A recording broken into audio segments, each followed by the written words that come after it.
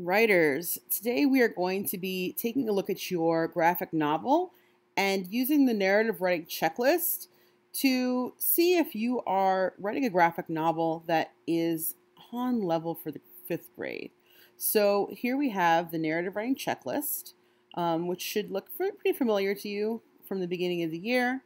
And so let's just go through really quickly what you're looking to see in your graphic novel.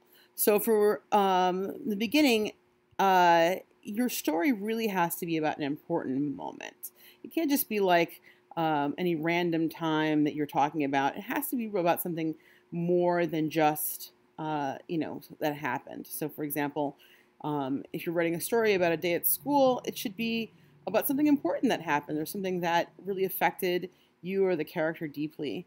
Not just like an ordinary day in your life that would be forgettable. So that's the first thing you're going to be looking for. Then you're going to be looking for the beginning. Are you kind of foreshadowing? Are you giving some clues to what's going to be happening later? That's important. For transitions here, this is really, it's going to be really interesting. Instead of it being like regular transitions where you're using words, you might have some kind of transition image that is going to show that you are shifting from one scene to the next scene, for example. Your ending has to connect to the main part of the story. The character has to come to some kind of realization or some kind of closure at the end of the story has to happen. Organization is a little bit different for this, whereas in our narrative writing, regular writing pieces, you're going to be organizing into paragraph. For your graphic novels, you're going to be using some panels to kind of separate the different parts or times of the story, or maybe pages to show when, for example, new characters are speaking or being introduced. So that's one change for this. Now here is where I like to think about the heart of this narrative checklist. Elaboration and craft. This is really where it's at. If you're elaborating, you are developing the characters and like the plot throughout the story. Using descriptions, action, dialogue, or thinking. For description, you might want to think about like is what you're drawing showing instead of telling what's going on in the story. For craft, are you showing why characters did this, their motivations, why they did what they did? Are you slowing down parts of the story that are really important and speeding up parts that are a little less important? Are you being precise with like the details? You may be using some figurative language to sort of help the reader understand. A really good way to maybe include that might be in with the use of captions.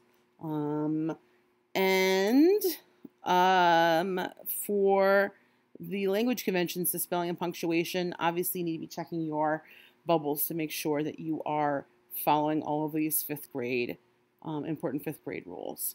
All right, so let's take a look here really quickly at this graphic novel from one of my students. So this graphic novel is called Middle School Drama. And already from the beginning, I'm showing like she's showing the setting. It looks like a bright day because even though it's not colored, I kind of see there's a window and lines are coming into it.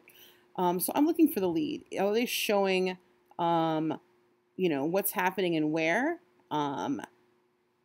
in this story? So it seems like she's waking up, getting ready, eating a breakfast, and maybe heading off to school. She's got a backpack and it looks like she's heading out the door.